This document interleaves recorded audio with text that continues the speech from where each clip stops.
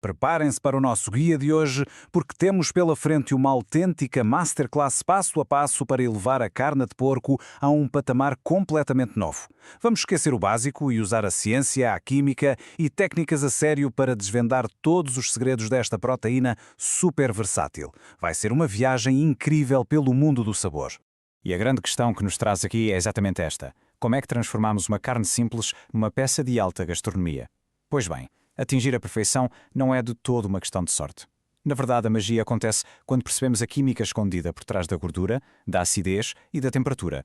É literalmente como montar um puzzle gigante.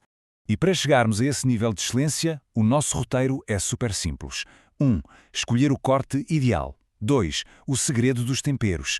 3. A ciência da marinada. 4. Técnicas perfeitas de churrasco. E para terminar em grande, o nível 5. O nível mestre de aprender a curar copa. Vamos lá arrancar com o ponto número 1. Escolher o corte ideal. A base de qualquer prato incrível começa sempre, mas sempre, por percebermos bem a matéria-prima com que estamos a lidar. E reparem nesta que é, no fundo, a nossa regra de ouro. É o teor de gordura que define como vamos cozinhar a carne. Temos os cortes magros, como o lombo, que são pura carne, sem osso nem gordura. Estes cozinham num abrir e fechar de olhos, mas precisam de uma ajuda extra para não secarem. Por outro lado, cortes gordos, como a costela ou a panceta, pedem exatamente o oposto: calor indireto e muito tempo para que aquela gordura derreta e hidrate a carne toda. O que nos leva a um exemplo prático que quase toda a gente adora: a panceta, ou a famosa barriga de porco. Este é aquele corte que exige mesmo paciência. Pensem bem, estamos a falar de metade carne, metade gordura e pele. O grande segredo aqui é dar tempo ao tempo. Nunca, mas mesmo nunca, sirvam isto mal passado. É a cozedura prolongada que vai derreter a gordura lentamente e criar aquele exterior maravilhosamente crocante que todos queremos. Avançando para o ponto 2, o segredo dos temperos. Agora que já sabemos escolher a peça, é a altura de construirmos o tal perfil de sabor. Temos aqui 5 grandes heróis que intensificam o sabor e mudam completamente a experiência. O limão, por exemplo, é absolutamente perfeito para cortar e neutralizar aquela gordura mais pesada. O alho é a nossa base super versátil de sempre e as ervas finas trazem aquela frescura necessária. Depois, a páprica dá-nos uma profundidade mais doce ou fumada. E claro, o molho de soja que traz o sal e o umami, uma autêntica maravilha para marinar os cortes mais finos. E há uma frase que ilustra na perfeição a filosofia por trás disto: os bons temperos realçam o sabor da carne de porco sem encobrir as características do elemento principal. Exatamente. O objetivo nunca é mascarar a carne, mas sim dar-lhe aquele empurrãozinho para que a suculência natural brilhe ainda mais. O que nos leva ao ponto 3, a ciência da marinada.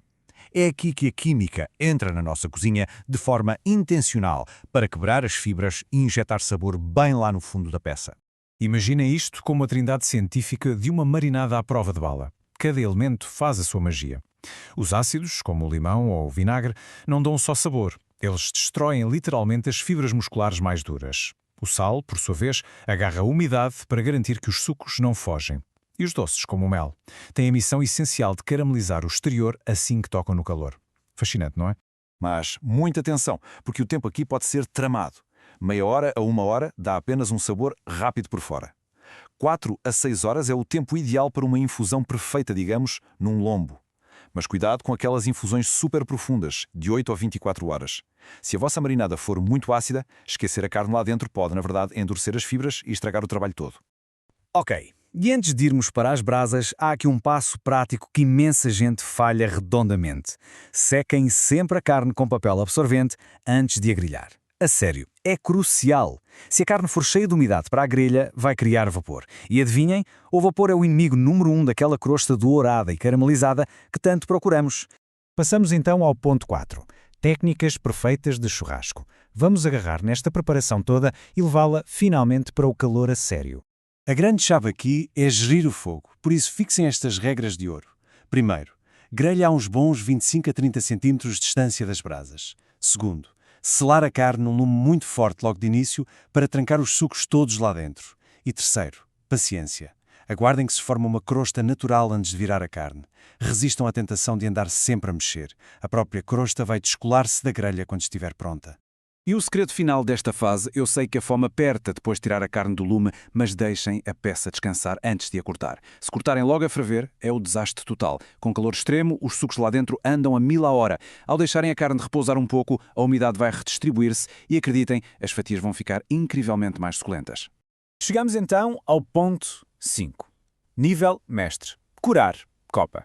Vamos deixar as grelhadas de fim de semana de lado e entrar na verdadeira ciência académica. Para isto, vamos basear-nos no Manual Académico da Universidade Tecnológica Federal do Paraná. Eles detalham o processo inacreditável de transformar um corte de sobrepaleta com cerca de 2 kg e um excelente marmoreio numa autêntica iguaria gourmet de alto valor. Estamos a falar de pura transformação artesanal a seco. 49. Retenham este número. São exatamente 49 dias necessários para que a maturação faça a sua verdadeira magia, num ambiente com temperatura e umidade super controladas. Mas sabem qual é a parte mais alucinante disto tudo? Nesses 49 dias, a carne não ganha só um sabor incrível, ela perde literalmente 40,29% do seu peso. Mais de 40% do peso evapora só na forma de umidade. Reparem nesta tabela para perceberem a evolução. Arrancamos no dia 0 e, à medida que o tempo avança, a perda de umidade é gradual, enquanto o nível de pH começa a descer. Quando chegamos à reta final, aos 49 dias, a tal redução de 40,29% cruza-se com uma queda do pH para 5,82%. E é exatamente esta combinação super específica que bloqueia o desenvolvimento de bactérias e concentra aquele sabor inconfundível, robusto e intenso da verdadeira copa artesanal. É a ciência a trabalhar a favor